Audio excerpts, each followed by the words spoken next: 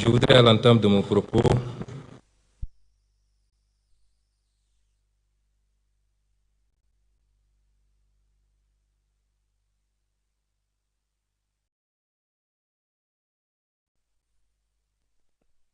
gouvernement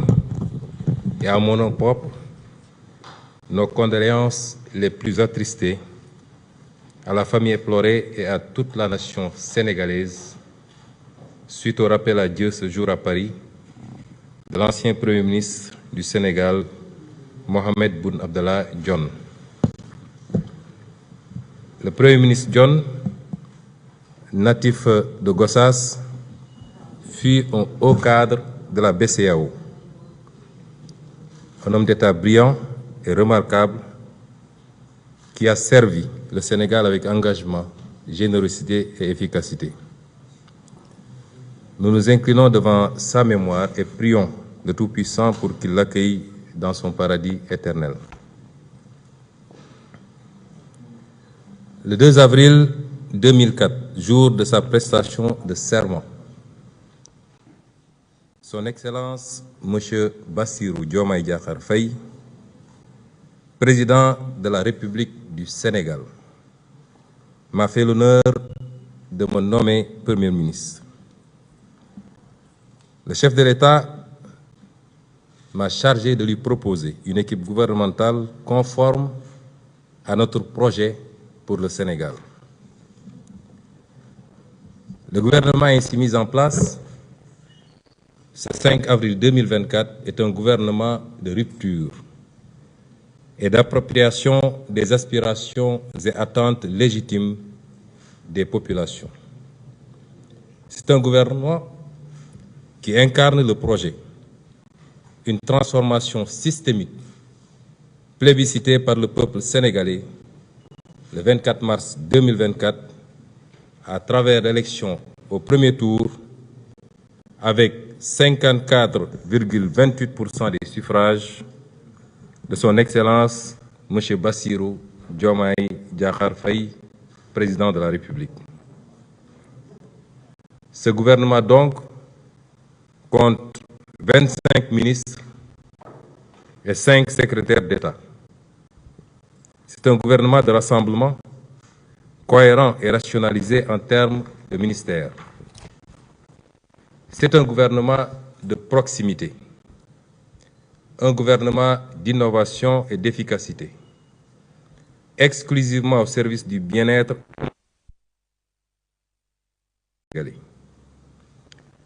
Sur la base des orientations du président de la République,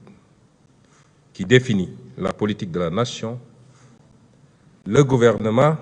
de résultat, dont j'ai la responsabilité de la direction,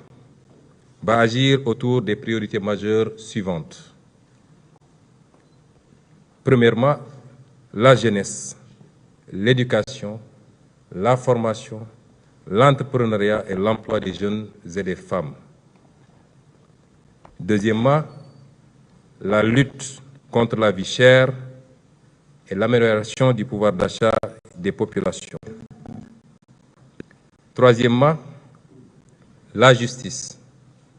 la protection des droits humains, la bonne gouvernance, la transparence, la reddition des comptes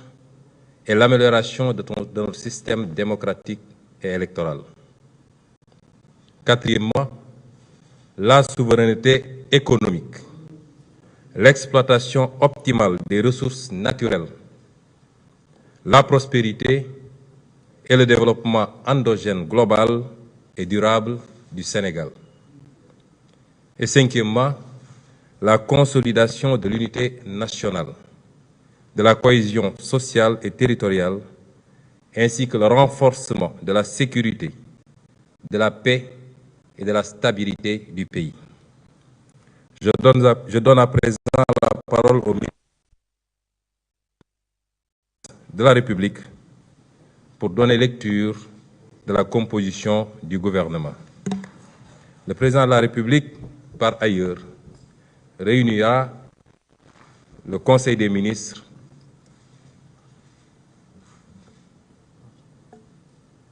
prochainement, dès après l'installation du gouvernement. Je vous remercie.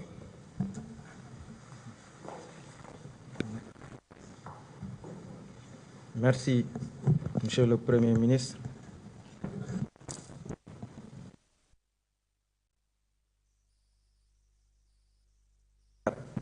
« 939 portant nomination des ministres et secrétaires d'État et fixant la composition du gouvernement. Le président de la République, vu la Constitution, notamment en ses articles 49, 53, 56 et 57, vu le décret numéro 2024-921 du 2 avril 2024 portant nomination du Premier ministre, sur proposition du Premier ministre, décrète, article 1er, sont nommés Madame de l'intégration africaine et des affaires étrangères, Général Biram Diop, ministre des Forces armées, Monsieur Ousmane Diagne, ministre de la Justice, garde des Sceaux, Général Jean-Baptiste Tine, ministre de l'Intérieur et de la Sécurité publique, Monsieur Biram Souley Diop, ministre de l'Énergie, du Pétrole et des Mines, Monsieur Abdourahmane Sarr, ministre de l'Économie, du Plan et de la Coopération, Monsieur Cheikh Diba, ministre des Finances et du Budget, Monsieur Malik Ndiaye, ministre des Infrastructures et des Transports terrestres et aériens, Monsieur Daouda Ngom, ministre de l'Environnement et de la Transition écologique,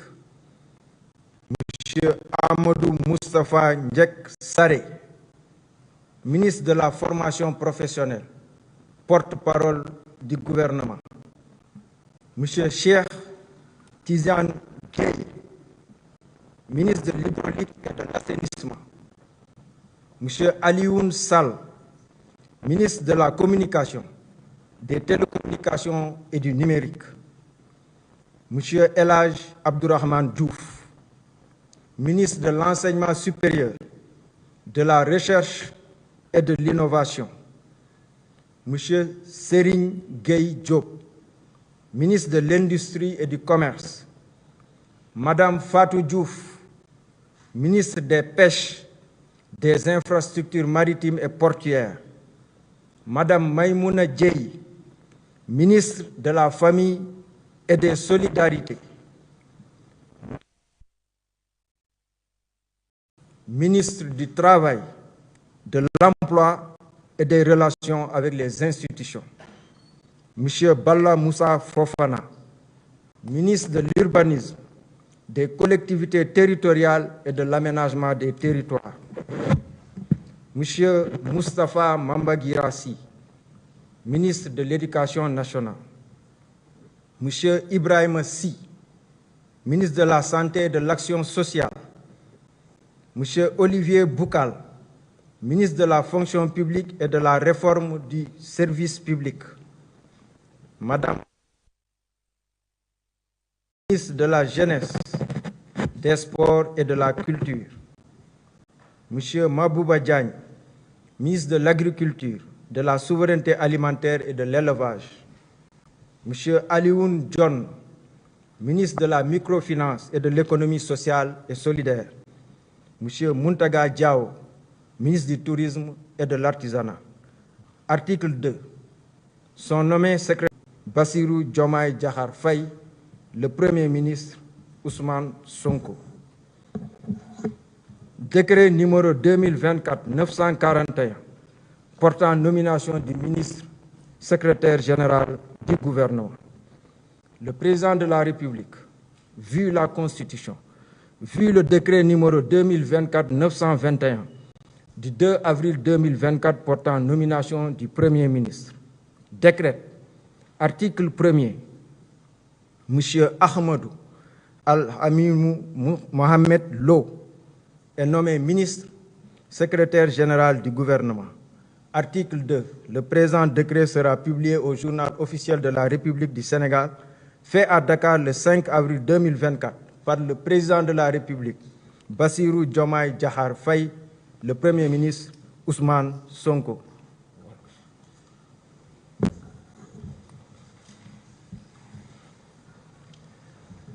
mbokk yi ñu ngi leen di nuyu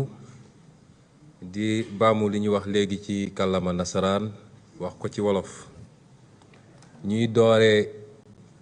wax ji ci jaale Sénégal yépp jaale suñuy bopp waaye jaale surtout njaboot ak mbokki ki fi doonoon élimaani jëwriñ yi di Mohamed Boun Abdallah Dionne mi nga xam ne borom bi moom na ko tey ñu koy jaale ay mbokkam di ñaan yàlla tombeek fukki fanu yu mujj ci weeru koor yàlla na ko yàlla xaare àjjana yërëm ko te jéggal ko di wax ni it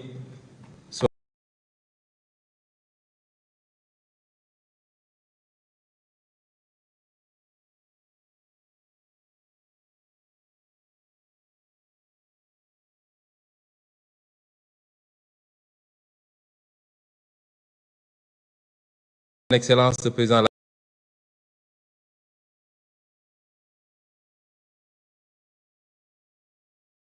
la République joxe na ay ndigal daf ñoo tàbboon ne nañ ko jébbal ay proposition yoo xam ne dafa war a yombal ñu tabb jëwriñ yooyu nga xam ne ñoo ko war a jàppale ci liggéey bi ci suñu kilifteef pour que fa ñu bëgg a yóbbu Sénégal yi ñu yegg fa.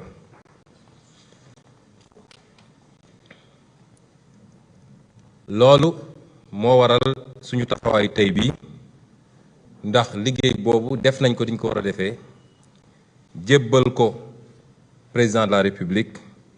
muy gouvernement bi nga xam ne mooy bu yees bu Sénégal tey ci fukki fan ci weeru avril. muy gouvernement boo xam ne nag namm nañ ci mu doon gouvernement bu bees ak bu yeesal gouvernement boo xam ne li tax sénégalais yi woteel président Bassirou Diomaye Faye mooy jàpp nañ ni bëgg nañ li fi newoon ñu jëlee ko fi bëgg nañu li tubaab di wax rupture am gouvernement boobu loolu mooy taxawaayam muy gouvernement boo xam ne it lañu seq ak Sénégalais yi wax kook ñoom te tënk ko ci baatu projet muy mbébét di ñu am ñun ci Sénégal te tax Sénégalais yi wóolu président Diomaye Diakhar Faye ba woteel ko ci téeméer bu nekk lu ëpp juróom fukk ak ñeent ak lu tegal projet boobu nga xam ne moom lañu yaakaar ni dina andi coppite gu sax ci biir réew mi gouvernement bi projet boobu la war a méngool wala moom lay méngool muy gouvernement boo xam ne ñaar fukk ak juróom ci ay jëwriñ la masalan li ñuy wax ministre waaye nag comme lii woon suñu yitte mooy ñu def suñu kéem kàttan ba wàññi gouvernement bi ni mu doon toll mu ci am yoo xam ne ci ay ministère dina diis trop ci benn mbagg moo tax ñu jël ay naïb toftal leen ci yenn jëwriñ yi pour ñu jàppal leen ci liggéey loolu moo andi li ñuy wax secrétaire d'État nga xam ne mat nañu juróom gouvernement bi nag li nga xam ne moom la président Bassirou Diomaye Diakhar Faye joxe ci ay tegtal wala ndigal ci gouvernement bi mooy na nekk gouvernement bu jege askan wi bëggatuñu ministre yoo xam ne bu ñu leen fasee ba tabb dañuy sori askan wi duñu xam lu xew ci réew mi muy donc gouvernement de proximité muy gouvernement boo xam ne